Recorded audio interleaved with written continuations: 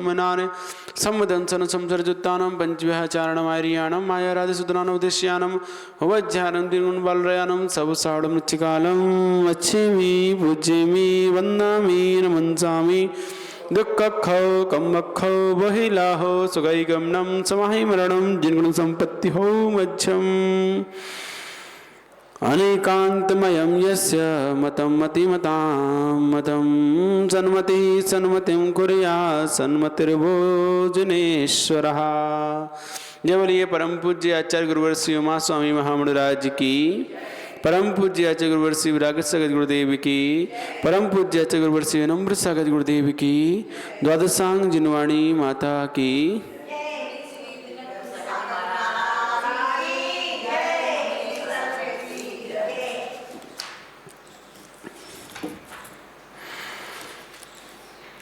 कल हमने 8 गुणों के बारे में समझा था कि संवेग, निर्वेद, निंदा, गर्हा, उपशम, भक्ति, वात्सल्य और दया, अनुकंपा।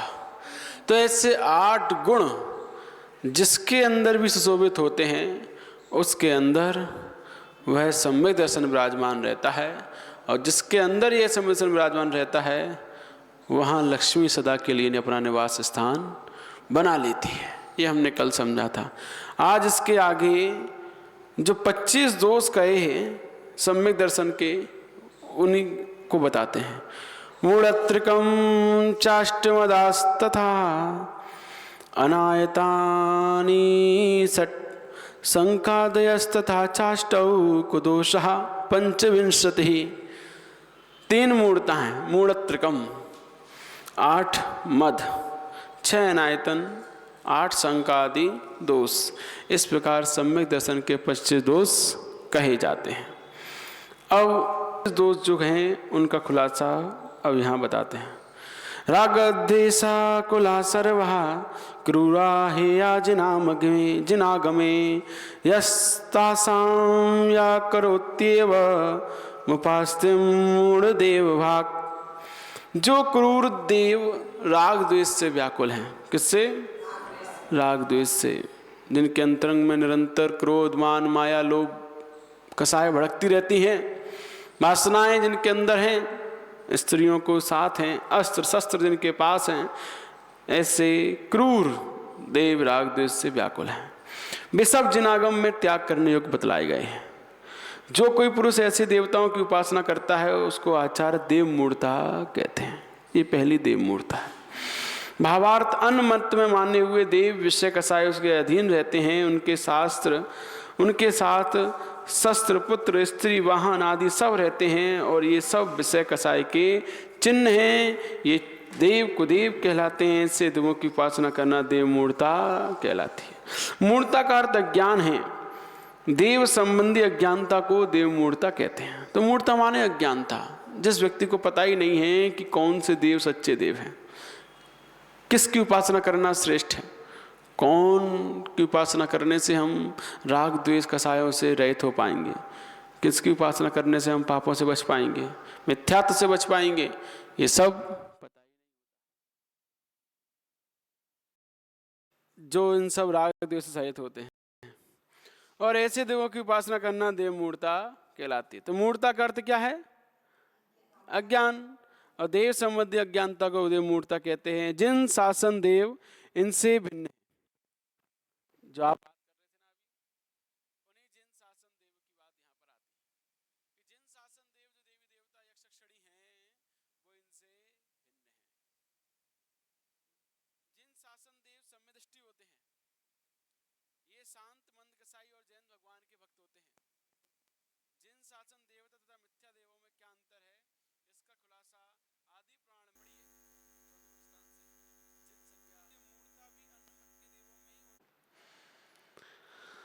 तो यहाँ बतला रहे हैं कि शासन, सम्यदृष्टि शासन देवों में वो मूर्ता नहीं है।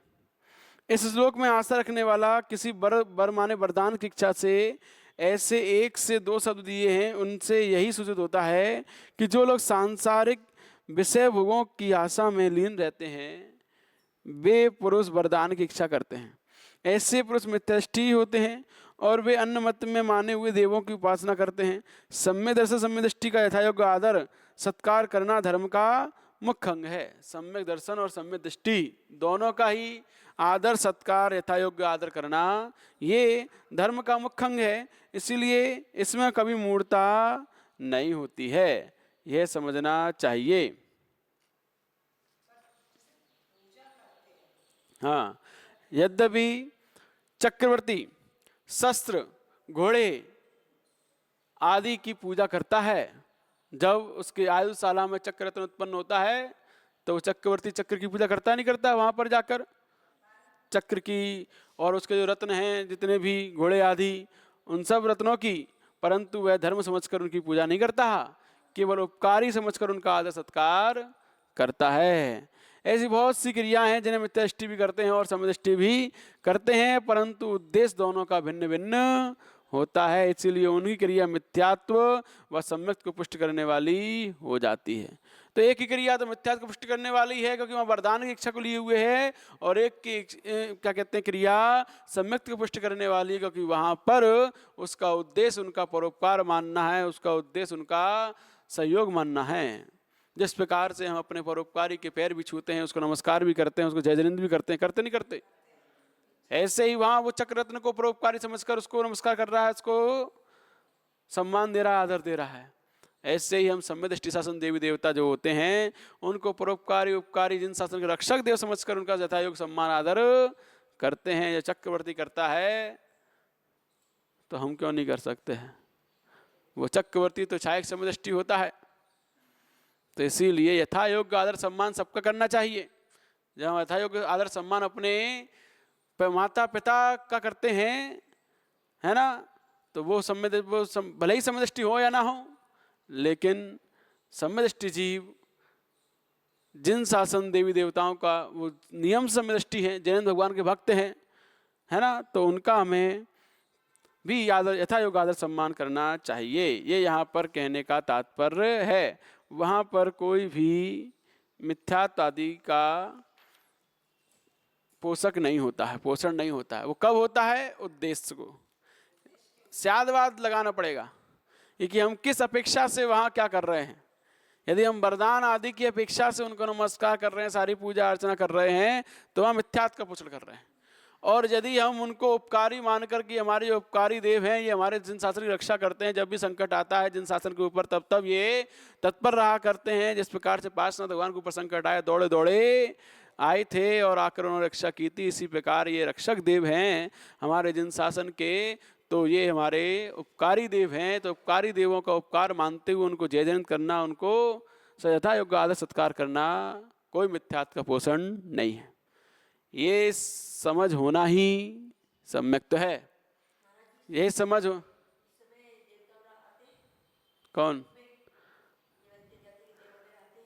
पंचम काल में विद्याधर देव नहीं आते, पंचम काल में स्वर्ग आदि के देव नहीं आते, पंचम काल में भवनवासी नहीं आते, जोशी नहीं आते, बस व्यंतर देव आते हैं।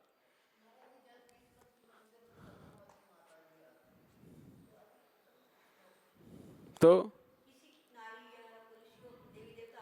आते हैं ना। हाँ, तो ये सब जो जिनके भक्त होते हैं उनके, और ये सब देवी देवता क्या हैं? ये भी हैं समदृष्टि, लेकिन समदृष्टि की अप्रत्यक्ष कसाय होती है। तो इनके पास भी कसाय तो है, क्रोधमान माया लोग। तो जिनकी उपासना करता है, पूजा करता है, जो उनका भक्त होता है, भक्ति करने लगता है, यथायोग्य सत्कार करने लगता है, उनसे प्रसन्न हो जाते हैं। अब प्रसन्न हो जाते हैं तो उनके पास आने जाने लगते हैं। जैसे कि आप जिसको भी ज़्यादा सम्मान दोगे, जिसको भी ज़्यादा बुलाओगे, तो वो आपके पास आने जाने लगेगा। कुत्ता भी क्यों ना हो, आप कुत्ते को 2 रोटी खिलाना आपने चालू कर दिया 2 दिन से, तो रोज आएगा आपके पास। गाय भी आ जाएगी आपके पास, रोज आ जाएगी, नहीं आ जाएगी? तो प्रेम जिसको जहाँ मिलता है वो वहाँ अपने आप आ जाता है। तो बस आदर सत्कार देना होता है। जानवरों को भी आदर सत्कार मिलता है तो वही बिना बुलाए आ जाते हैं। तो ऐसे ही आदर सत्कार का हर कोई भूखा है संसार में, तो वहाँ पर भी ये आ जाते हैं, क्योंकि ये भी विषय कसायों से सहित हैं। बस सम्यक दृष्टि है हमारे जैसे, इसीलिए जयद्रेंद्र के और यथायोग्य सत्कार आदर के पात्र हैं। बस इतना समझना चाहिए और इससे ज़्यादा नहीं।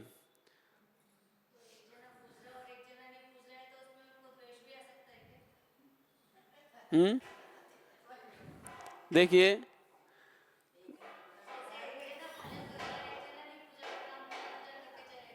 हाँ जी नहीं, उनको ध्यान दें, समदृष्टि जो जीव हुआ करते हैं उन्हें ज्ञान होता है कि हमारे पुण्य पाप में जो है वही मिलता है। और समदृष्टि जीव ये नहीं कहते मेरी पूजा करो, और वो अपनी पूजा की चाह भी नहीं रखते, लेकिन जो कोई करता है उससे प्रसन्न हो जाते हैं। जो कोई आपका सम्मान करे, प्रशंसा करे आपकी, तो आप उससे प्रसन्न रहोगे नहीं रहोगे। लेकिन आप चाह तो नहीं करते कि हमारी सब पूजा करें, प्रसन्न करें, लेकिन हमारी जो करता है उससे हम प्रसन्न रहते हैं, आनंदित रहते हैं। तो ऐसे ही वहाँ होता है, वो हमसे बुराई तब मानते हैं जब हम उनकी बुराई करते हैं। बुराई ना करें, या जब हम उनकी पूजा नहीं कर पा रहे तो उनकी बुराई भी ना करें। अच्छा ही नहीं कर पा रहे तो बुराई क्यों करें? यदि बुराई करोगे तो बुरा मान जाएंगे, क्योंकि वो भी हमारे जैसे ही हैं। हमें बुरा लगता है ऐसे उन्हें भी बुरा लगता है। तो इसीलिए आप यदि उनकी पूजा नहीं कर सकते तो उनकी बुराई भी ना करो। पूजा करने की तो बात कहीं कही नहीं जा रही है, यथा योग्य आदर सम्मान करने की बात कही जा रही है कि यथा योग्य आदर सम्मान करना चाहिए। जिस प्रकार से हम अपने, बताया ना हमने, मंदिर में नेता वगैरह आते हैं, उनका कैसे सम्मान करते हैं, माला पहनाते हैं, शॉल उड़ाते हैं, तिलक लगाते हैं, जय जिनेंद्र बोलते हैं, सब कुछ करते हैं। बहुत से लोग तो पैर भी छू लेते हैं। तो ये क्या है? ये यथा योग्य सम्मान है। वहाँ पर बस सिर्फ उद्देश्य किसका है कि ये व्यक्ति आया है, इससे हमारा कुछ धर्म का लाभ हो, हमारे मंदिर का लाभ हो, समाज का लाभ हो, बस ये उद्देश्य के कारण से उसे सम्मान दे रहे हैं। ऐसे इनसे उद्देश्य रखना है कि हमारे जिन शासन में काम आए, जिन शासन की रक्षा करें, जिन शासन के हित के सहयोगी बने रहें, बस यही उद्देश्य के साथ उनको आदर सम्मान दे रहे। जैसे चक्रवर्ती की बात आई थी अभी कि वो चक्ररत्न की पूजा करता है, उसके यहाँ और भी आदि घोड़ा हैं उनकी भी पूजा करता है। अभी इसमें गाथा आएगी, वो गाथा उमा स्वामी आचार्य द्वारा लिखित है, तो उसमें बतलाएंगे। तो ये सिर्फ और सिर्फ उपयोगी समझकर, परोपकारी समझकर वो उनको सम्मान देता है और कुछ नहीं। तो सम्मान देना का अर्थ भी कहीं कहीं पूजा लिया गया है। सम्मान को भी कहीं कहीं पूजा कह दिया जाता है, क्योंकि सम्मान और पूजा एक पर्यायवाची शब्द है, अंतर नहीं है। बस अष्टद्रव्य से पूजा करना अलग हो जाती है और अन्य चीज़ों से पूजा करना वो सम्मान कहलाता है। बस ये अंतर आ जाता है। जहाँ अष्टद्रव्य से आप सम्मान कर रहे हो वो पूजन है, गुणगान है, और जहाँ पर बिना अष्टद्रव्य को छोड़कर आप सामान्य चीज़ों से, जैसे कि माला पहना रहे हो, शॉल उड़ा रहे हो, तिलक लगा रहे हो, दुपट्टा पहना रहे हो, ये क्या है? ये सम्मान है, जैसे आप सामान्य लोगों करते हो। तो सम्मान को भी कहीं कहीं पूजा शब्द आगम में प्रयोग किया है। तो जैसे कि वहाँ आते नहीं है कि सौदरमिंद्र आया स्वर्ग से, और सौदरमिंद्र ने स्वर्ग से आकर तीर्थंकर के माता पिता की पूजा की। तो माता पिता कौन थे उस समय? राजा महाराजा थे, अव्रती थे, घर में बैठे हुए थे सिंहासन पर। पूजा की नहीं की? तो क्या पूजा, क्या उसका अर्थ क्या लेंगे? वहां पर सम्मान किया, उन्हें भेंट दी, आकर वहां पर उनके योग्य, यथा योग्य उनको स्वर्ग के सामान, वस्त्र, अलंकार भेंट में दिए और उनका सम्मान किया कि आप तीन लोक के नाथ के माता पिता हो, जगत जननी हो, जगत पिता हो आप। उनका स्तुति की, बस ये पूजा कहलाई। कौन सी अष्टद्रव्य से पूजा की उनकी? तो बस समझना है क्या अपेक्षा है। अगर हम एक ही जगह एकांत बुद्धि ले घूमेंगे ना कि एक जैसी पूजा, मतलब पूजा, अरे वो पूजा वहाँ नहीं होनी चाहिए, पूजा जहाँ, बस वहीं हम सारा खिचड़ी कर देते हैं, सब कबाड़ा कर देते हैं, एक ही चीज़ को हम सब जगह लगा देते हैं। तो आजकल यही हो रहा है, बुद्धि नहीं लगाई और एक ही पूजा शब्द को एक जैसा ही सब जगह लगाकर पूरा कूड़ा कचड़ा कर दिया और कुछ नहीं।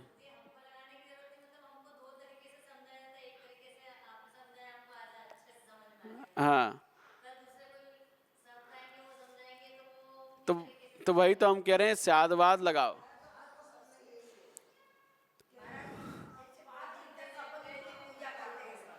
हम तो सिर्फ इतना जानते हैं, कोई आप कैसे भी समझाए, आप तो अपेक्षा लगाना सीख जाओ, स्यादवाद लगाना सीख जाओ, कहीं कोई नहीं भटका सकता है।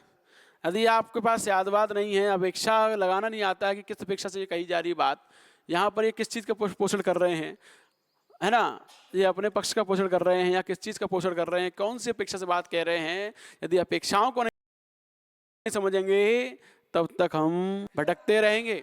तब तक हम यही समझेंगे कि वो आते हैं मुझे कहते हैं, वो आते हैं मुझे कहते हैं, हम किसकी माने, बस इसी में घूमेंगे। क्योंकि हमें अपेक्षा लगाना नहीं आती। वो उन्होंने किस अपेक्षा से बात कही है और यहाँ किस अपेक्षा से बात समझाई जा रही है। तो हमें नहीं दूसरों की बातों पे नहीं, आगम की बात पर श्रद्धान करना है। जो आगम में लिखा है, शास्त्रों में जो गाथा आ रही है, आचार्य उमा स्वामी जो बतला रहे हैं, वो मुख्य है हमारे लिए। पहले दुनिया मुख्य नहीं है कि वो क्या कह रही है। हमें तो पहले, सबसे पहले जिनवाणी की बात पर श्रद्धान करना है कि जैन भगवान की वाणी में, आगम में आचार्यों ने क्या बतलाया है, बस वो पहले है, उसके पश्चात बात दूसरी है। तो वहाँ वो कह रहे हैं कि यहाँ उपकारी समझकर उनको सम्मान करना ही, यथायोग आदर करना ही उनकी पूजा कहलाती है। तो बस, तो यहाँ अपेक्षा लगाओ, यथायोग आदर सम्मान की बात है। आगे इसमें बता रहे हैं, विश्वेश्वरादयो जेया देवता शांति हेतवे क्रूरास्तु देवता हेया ये शाम स्याद्वृत्ति राम सही। तो यहाँ पर कह रहे हैं, जिनागम में विवेश्वर, चक्रेश्वरी, पद्मावती आदि देवता शांति के लिए बतलाए हैं, परंतु जिन पर बलि चढ़ाई जाती है, जीव मार्ग चढ़ाए जाते हैं, ऐसे चंडी मुंडी आदि देवता त्याग करने योग्य हैं। इसका खुलासा इस प्रकार है। तो ये जितने भी चक्रेश्वरी, पद्मावती आदि जितने भी यक्षिणी हैं, ये सब शांति कारक हैं, धर्म में शांति बनाने के हेतु हैं। जब आचार्य मांग तुम के ऊपर काली देवी आई उपसर करने के लिए, कौन सी देवी आई थी बचाने के लिए? चक्रेश्वरी देवी आई। तो ऐसे ही जब जब धर्म की हानि हुई है, जब जब धर्म के ऊपर उपसर्ग आया है, तब तब ये शासन देवी देवता ने आकर धर्मात्माओं की रक्षा की है। तो ये शांति के पोषक हैं, तो इनका यथायोग्य आदर सत्कार करना हमारा कर्तव्य है। और जो शांति के पोषक नहीं है, जिनके ऊपर बलि आदि चढ़ाई जाती हैं, ऐसे मिथ्यात्व को देवी देवताओं का त्याग करना आवश्यक है। ये यहाँ बात कही जा रही है। अब आचार्य भगवान 4 गाथाओं से बता रहे हैं इसी बात को। मिथ्यात् क्रूर शस्त्र मिथ्यात् क्रूर सा शस्त्र सा परिग्रह निंद्या आमिष वृत्तित्वा मद्यपानाच ही ने कहा कुदेवाश्यताज्ञेया ब्रह्मो मां विष्णु का दया प्रतिपत्तिश्यतासां ही मिथ्यात्वस्य च कारणं तस्माद्धेया कुदेवास्ते मिथ्यावेशधरावः ग्राह्या सम्यक् संपन्ना जिन धर्म प्रभाविका चक्रेश्वर्यादि दिक्पाला यक्षास्य शांति हेतवे सम्यक दर्शन युक्तात्वे पूज्या जन शासने। इन गाथाओं में समझ आया थोड़ा बहुत? नाप्यस्ति मूर्ता तत्र दृगादि पूजने यतः। तो ये बताए जा रहे हैं, यहाँ पर खुलासा कर रहे हैं कि जो देव मिथ्यात्वी, क्रूर, हिंसक, शस्त्र परिग्रह सहित हैं, मांस की वृत्ति और मद्य की वृत्ति होने से निंद और हीन है, ऐसे चंडी मुंडी आदि देवता को देवता कहलाते हैं। उनकी पूजा करना मिथ्यात्व का कारण है। इसलिए मिथ्या वेश को धारण करने वाले ऐसे कुदेव त्याज्य हैं। परंतु जो देव समदृष्टि हैं, जो दिन धर्म की प्रभावना करने वाले हैं, चक्रवर्ती, दिक्पाल, यक्ष आदि देवता शांति विधान करने वाले हैं, ऐसे देव समदृष्टि होने के कारण यथा योग्य सम्मान के पात्र हैं। जहाँ पूज्य शब्द दिया है, ऐसा जैन शास्त्रों का आदेश है। उनकी पूजा करने में देव मूर्ता नहीं होती, क्योंकि समदृष्टि जीव सदा पूज्य होता है। समदृष्टि देव नहीं, समदृष्टि जीव सदा पूज्य होता है। पात्र 3 प्रकार कहे हैं, उत्तम, मध्यम और जगन। जगन पात्र में कौन आता है? सम्यदृष्टि जीव। और मध्यम पात्र में देशव्रती श्रावक, उत्तम पात्र में मुनि महाराज महावर्ती। तो ये उत्तम, मध्यम, जगन्य। तो जगन्य पात्र में समदृष्टि जीव है, तो समदृष्टि जीव दान का पात्र है। तो जो जिन साधन देवी देवता हैं, समदृष्टि जीव हैं। इसीलिए ये भी दान के यथायोग्य सत्कार के पात्र कहे गए हैं। समझ में आ गया?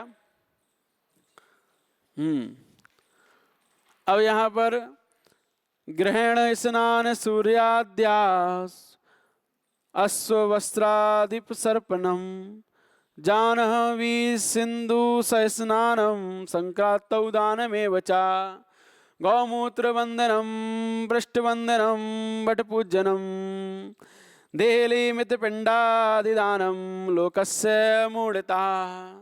ये लोक मूढ़ताएं हैं। कौन कौन सी? सो बता रहे हैं। हाँ, सूर्य ग्रहण व चंद्र ग्रहण में स्नान करना, सूर्य के विमान को देव समझकर अर्घ चढ़ाना, घोड़ा शस्त्र हाथी आदि की पूजा करना, गंगा सिंधु आदि नदियों में धर्म समझकर स्नान करना, संक्रांति में दान देना, गौमूत्र की वंदना करना, गायों की वंदना करना, बट वृक्ष की पूजा करना, देहली की पूजा करना, मरे हुओं को पिंडदान देना आदि सब लोक मूढ़ता हैं। ऐसी लोक मूढ़ता सदा त्याज्य है। समझ में आ गया? ये सब छोड़ने योग्य है लोक मूढ़ता है। इनको अब यहाँ पर जो लोक मूढ़ता में यहाँ पे हाथी घोड़ा की बात आई,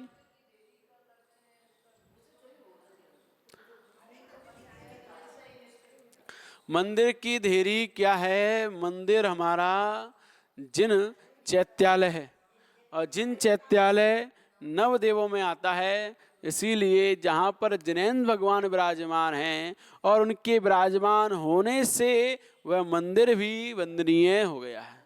और जिस मंदिर में जिनेन्द्र भगवान विराजमान नहीं, खाली पड़ा है, तो मंदिर भी पूजनीय नहीं होता है।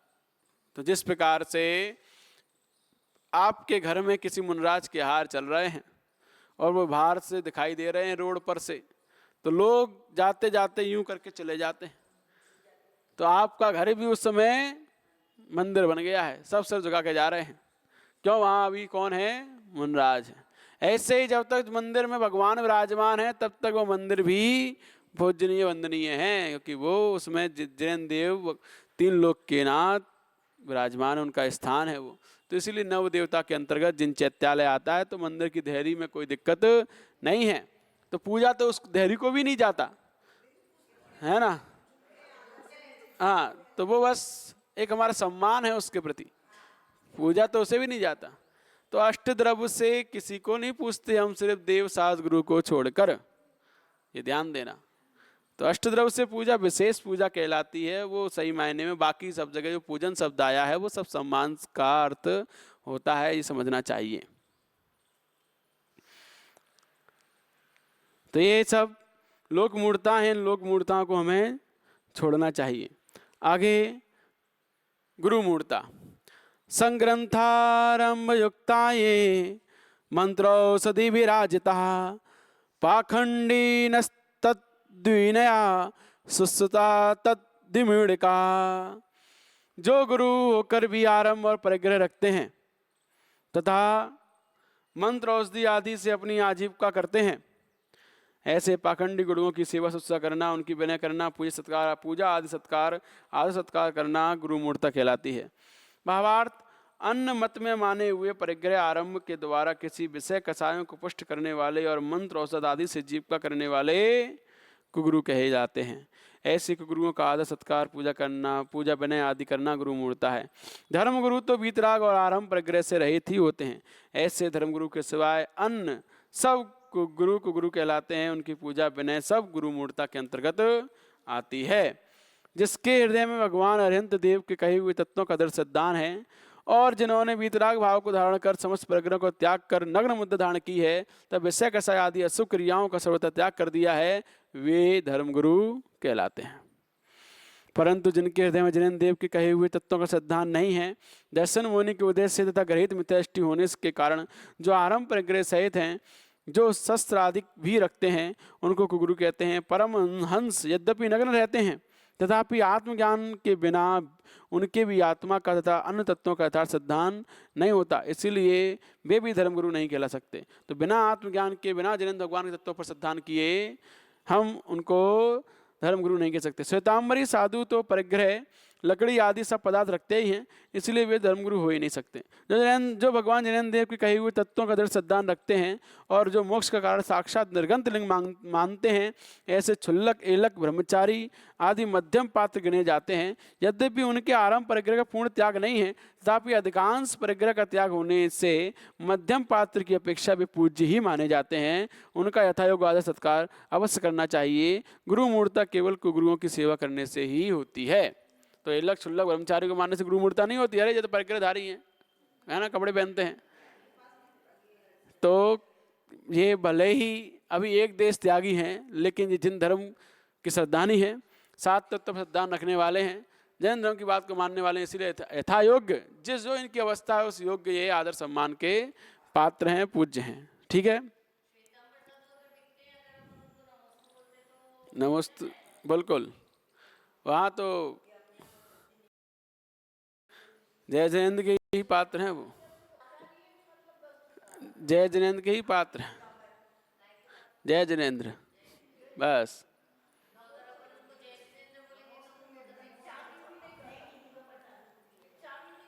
नहीं, इच्छामी का अर्थ क्या होता है? इच्छामी का अर्थ होता है मैं इच्छा करता हूं किसकी? आपके गुणों पाने की। तो आपके गुणों को पाने की मैं इच्छा करता हूं, तो हम उनसे उनके गुण पाने की इच्छा करते हैं क्या? हम उनसे उनके गुण पाने की इच्छा करते हैं क्या? बताओ, नहीं करते ना। तो बस जब हम उनसे उनके गुण पाने की इच्छा नहीं करते तो इच्छा में नहीं बोल सकते। हम जिनसे जिन गुण पाने की इच्छा करते हैं उनसे इच्छा ही बोलते हैं कि आप जैसे गुण हमें आए, है ना। तो ये समझना चाहिए। तो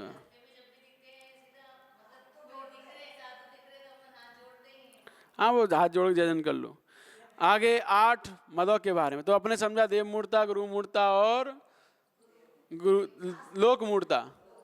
देव मूर्ता, लोक मूर्ता और गुरु मूर्ता, 3 प्रकार की मूर्ताओं को समझा। तो उनको समझकर त्याग करना ही दोषों से रहित होना है। ये 3 मूर्ताओं से रहित होना है। 25 दोषों समदर्शन के उन 25 दोषों में इन 3 मूर्ताओं से रहित होना सबसे पहले बताया है। उसके पश्चात 8 मद आते हैं। ज्ञानम पूजाम कुलम जातिम बल मध्यम तपो वपु अष्टावासित्र्य यत्पित्वम यदर्पित्वम गत दर्पा मददन्यदु। तो ये यहाँ पर गाथा शतगण श्रावकाचार्य से मिलती जुलती है। ऊपर की लाइन तो पूरी मिलती है, नीचे की लाइन में अंतर आ गया है थोड़ा बहुत। तो ज्ञानम पूजाम कुलम जातिम बल वृद्धिम तपोवपु अष्टावासित्य, बस यहाँ तक मिल रही है। इसके बाद वहाँ कहा गया अष्टावासित्य मानित्यम, इसमें माहुर गतस्मया। और यहाँ कहा जा रहा है अष्टावासित्य यद्रपित्यम गद्दर्पा मददन्यदु। तो यहाँ इसका अर्थ क्या है कि ज्ञान पूजा कुल जाति बल वृद्धि तप और शरीर की उत्कृष्टता से जो अभिमान करना है उसको गर्ददेव मद कहते हैं। भावार्थ, ऊपर लिखे हुए 8 मदों का 8 का अभिमान करना 8 मद कहलाते हैं। और इन 8 मदों को धारण करता है वह मिथ्या दृष्टि कहलाता है। कौन कौन कहलाता है? मिथ्या दृष्टि। अब इसके अंदर भी अहंकार दिखाई दे रहा है, चाहे वो ज्ञान का हो, चाहे वो पूजा का हो, कुल का हो, जाति का हो, बल का हो, रिद्धि का हो, तप का हो, शरीर का हो, किसी भी चीज का यदि अहंकार दिखाई दे रहा है तो वहाँ मिथ्यात्व ही है ना। तो हाँ, तो मद से रहित होना ही सम्यक्त का लक्षण है। हर कोई सबसे रहित हो जाता है, बस 8 मदों में आकर परास्त हो जाता है। बड़े बड़े लोग इन 8 मदों में कहीं ना कहीं ग्रसित देखे जाते हैं। किसी को ज्ञान का मद हो जाता है। हमें समझाते हो? अरे हमें समझाते हो? हमें सब पता है, ऐसा कहना हमें समझा नहीं आई, हमें बता नहीं आई, हमें सब पता है, हमें समझाओ, हम सब जानते हैं, ऐसा कहना ज्ञान मत। भाई कोई बात कोई कुछ कह रहा है, समझो तो पहले क्या कहना चाह रहा है, क्यों कहना चाह रहा है। तो कहने का मतलब हमें कभी भी किसी दूसरे व्यक्ति की, चाहे वो छोटा हो, आपसे उम्र में छोटा हो, ज्ञान में छोटा हो, लेकिन उसका अपमान नहीं करना चाहिए। यही हमारे अंतरंग की सरलता है, विनम्रता है। तो ज्ञान का मत सामने वाले व्यक्ति के ज्ञान को स्वीकार करता ही नहीं है। बस हमें मत समझाओ, सब पता है, चलो शांत रहो शांत रहो।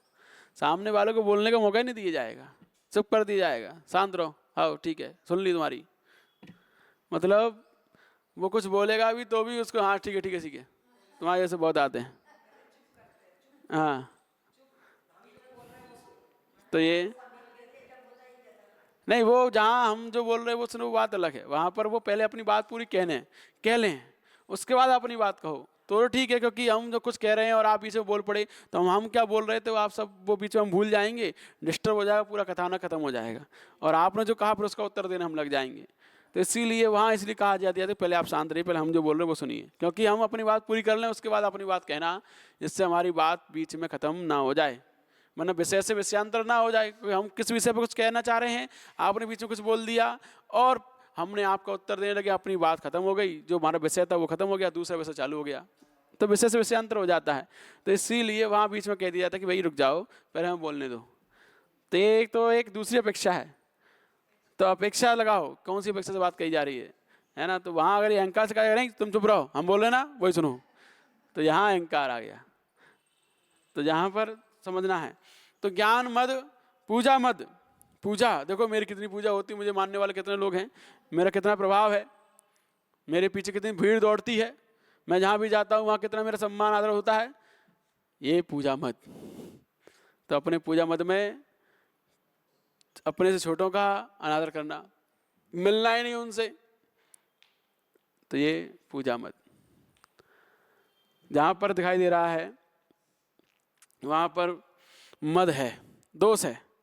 कुल मद, हमारा कुल श्रेष्ठ है, हमारा ही कुल श्रेष्ठ है, किसी कुल श्रेष्ठ नहीं है, हम जिस कुल के हैं वही कुल श्रेष्ठ है। अब जिस श्रावकों में अपने कुल, अपने पिता के पक्ष को लेकर मानना कि हमारे पिता पक्ष बहुत श्रेष्ठ है ना, हमारे पिता ऐसे हैं वैसे हैं, मंदिर के ट्रस्टी हैं, अध्यक्ष हैं, हमसे कुछ नहीं बोलना, तो ये अहंकार में पिता पक्ष को लेकर, हमारे पिता ने इतना दान दिया था, जमीन दी थी पूरे मंदिर की, हमारा कुल इतना श्रेष्ठ है, दानी है, और उसको लेकर अपने अंतरंग में अहंकार गर्व करना, ये कुल मद है।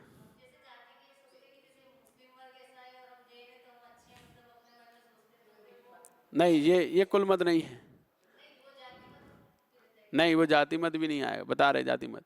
तो इस प्रकार कुल मत का समझना कि अपने पिता पक्ष को लेकर अहंकार में चूर होना, दूसरों को नीचे दिखाना कि हमारे पिता पक्ष कितना पावरफुल है, कितना क्या कहते हैं दानवीर है, कितना धर्मात्मा है, और हम तो बहुत श्रेष्ठ हैं, हम ऐसे वैसे, तुम कैसे हो, तुम ऐसे कुछ नहीं कर पाते, ये वो दूसरों को नीचे दिखाना, ये कुल मत कहलाता है।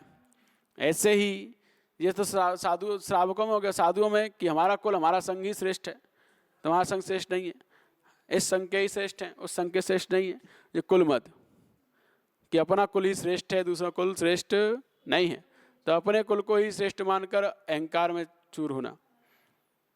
अपने कुल के साधु आएंगे तो मिलेंगे, दूसरे कुल के आएंगे तो नहीं मिलेंगे, तो ये कुल मद। तो इस प्रकार मद है अंदर कहीं ना कहीं, तभी तो इस प्रकार क्रिया हो रही हैं। मद नहीं होता, अहंकार नहीं होता तो कुछ नहीं होता, सब सरलता सहजता, सब मिलते जुलते। तो वही तो बता रहे हैं, और क्या बता रहे हैं, क्यों नहीं आ सकता, वो भी इंसान है, उनमें भी क्या कहते हैं जरूरी थोड़ी है पीछे कमंडल ले लिया हाथ में तो समदृष्टि हो गए। समदृष्टि के पीछे कमंडल लेने मात्र से हो जाते हैं। समदृष्टि होने के लिए हमें अपने परिणामों में परिवर्तन लाना होता है। हमारे परिणाम जैसे घर पे थे, जैसे हम घर पे रहते थे वैसे परिणाम थे, वैसे परिणाम आज भी हैं। परिवर्तन कहाँ आया, हम वैसे के वैसे ही हैं, बस परिवर्तन इतना आया कि तब सवस्त्र थे, आज निर्वस्त्र हैं, बस वह इतना अंतर है। तो इसीलिए परिवर्तन भावों से आता है, गुणस्थान भावों से बनता है। गुणस्थान मोह और योग की प्रवृत्ति गुणस्थान कहलाती है। तो जहाँ मोह हमारा कम पड़ता है और मनोवचन काय योग कहलाते हैं, और मनोवचन काय में विशुद्धि बनती है और मोह की प्रवृत्ति कम होती है, अर्थात मनोवचन काय के अंतर्गत ममत्व भाव कम होता है, तब जाकर गुणस्थान श्रेष्ठ बनता है। तो इसीलिए गुणस्थान ऐसे नहीं बन जाता है, गुणस्थान भावों से बनता है। गुणस्थान किसी विशेष भगवान को मानने से नहीं बनेगा, गुणस्थान किसी विशेष गुरु को मानने से नहीं बनेगा, गुणस्थान किसी विशेष संग में जाने से नहीं बनेगा, गुणस्थान विशेष किसी स्थान पर रहने से नहीं बनेगा, गुणस्थान विशेष अपनी भावों की विशुद्धि से बनता है। तो इसीलिए जो हम लोगों की मान्यताएं हैं वो मान्यताएं ही तो गड़बड़ हैं। मान्यताओं में जब तक परिवर्तन नहीं होगा तब तक चाहे आप मुनि बन जाओ, आर्यका बन जाओ, आचार्य बन जाओ, कुछ ही बन जाओ, परिवर्तन गुणस्थान में नहीं आएगा।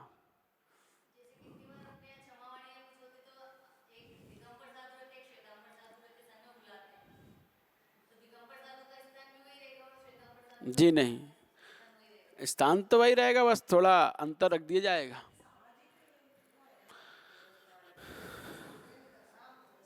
हाँ, बैठ सकते हैं, बैठते, अरे सब हो सकता है करने को। अब यहाँ पर समझना है जाति मत, कुल मत समझ लिया, अब जाति मत। तो जाति मत होता है माता पक्ष का मत, कि माता पक्ष को लेकर अभिमान करना, अहंकार करना कि देखो हमारे माता पक्ष में हमारे मामा कितने श्रेष्ठ है, कितने दानवीर हैं, कितने उनका वर्चस्व है, बहुत चलती है उनकी, हमारे मामा ऐसे हैं, हमसे मत रोजना, हम उनसे कहकर कुछ भी करवा सकते हैं तुम्हारा। तो इस प्रकार माता पक्ष को लेकर, मामा और नाना को लेकर अपने अहंकार में चूर होना जाति मत है। ये माता पक्ष को जाति मत कहते हैं, पिता पक्ष को कुल मत कहते हैं। तो ये है ना, तो यहाँ वाली जाति नहीं लेना, जाति पक्ष माता पक्ष है। तो बहुत से लोग माता पक्ष को लेकर अहंकार में रहते हैं और बहुत से लोग पिता पक्ष को लेकर अहंकार में रहते हैं। जिसका जो ज़्यादा भारी है वो उससे अहंकार के अंतर्गत देखा जाता है। बल मत, शरीर का मत, शरीर का बल, ताकत। तो ये बल, इतना ताकत है मेरे अंदर, अभी तुम्हें मार दिया ना फुटबॉल बन जाओगे, एक चांटे में ही घूमते फिरोगे। तो इस प्रकार बल मत में सामने वालों को समझना ही नहीं। रिद्धि मत, अब श्रावकों के लिए रिद्धि में धन आएगा, धन संपन्नता आएगी, मुनियों के लिए रिद्धियाँ सिद्धियाँ आएंगी। तो जिसके पास रिद्धि सिद्धि है वो अपने रिद्धि मत में चूर है, और श्रावक रिद्धि है जिसके पास धन आदि है, वो धन आदि में दूसरों को समझता ही नहीं, दूसरों का अहंकार करता है, दूसरों के प्रति अभिमान रखता है, नीचे दिखाता है। तो ये रिद्धि मत है। तप मत, हम बहुत तपस्या करते हैं, तुम क्या करते हो? हम रोज उपवास कर सकते हैं, हम एक आर्य का उपवास कर सकते हैं, हम ऐसा तप कर सकते हैं, तुम कुछ नहीं कर पाते हो, दूसरों को नीचे दिखाना तप करके। अरे तप आप अपने लिए कर रहे हो, दूसरों को दिखाने के लिए कर रहे हो?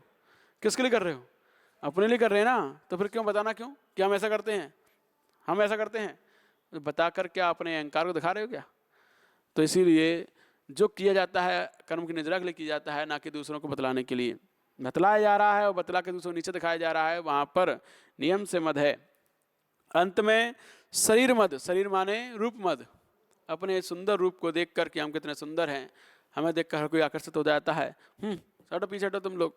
तो अपने सुंदर रूप को देखकर दूसरों को कुछ गिनना ही नहीं, है ना। महिलाएं करती सुंदर रूप में आकर किसी को समझती ही नहीं है। तो ये रूप मत। तो इस प्रकार इन 8 मदों के अंतर्गत कोई ना कोई, इससे 8 से ज़्यादा क्यों नहीं कहे, क्योंकि 8 के अंतर्गत सारे मद आ जाते हैं। हर चीज़ इन 8 में घटित हो ही जाएगी। कोई ना कोई, जब कोई सा भी अहंकार दिखाई देगा आपको किसी भी चीज़ का, तो इन 8 में से कोई ना कोई एक चीज़ हो गया ही, इन 8 से बाहर नहीं जाएगी, इन 8 के अंतर्गत ही होगी कोई ना कोई एक चीज़। तो इसीलिए 8 मदों से रहित होना, ये सम्यक्त के 8 दोष हैं। इन 8 दोष से रहित होना ही सम्यक्त के 8 गुण कहलाते हैं। तो ये 8 गुण तब बन जाएंगे जब हम इन 8 दोषों से, इन 8 मदों से रहित होंगे। अब इसके आगे अपन अनायतन आएंगे, 6 अनायतन, वो अपन कल समझेंगे। आज अपना समय पूर्ण हुआ। अथ अपराणिक स्वाध्याय निष्ठापन, ठीक है। क्रियायाम पूर्वाचरण क्रमेण सकलम अक्षयार्थम भाव पूजा वंदना स्तव समेतम श्री शुद्ध भक्ति का सर्गम कुर्वयाम।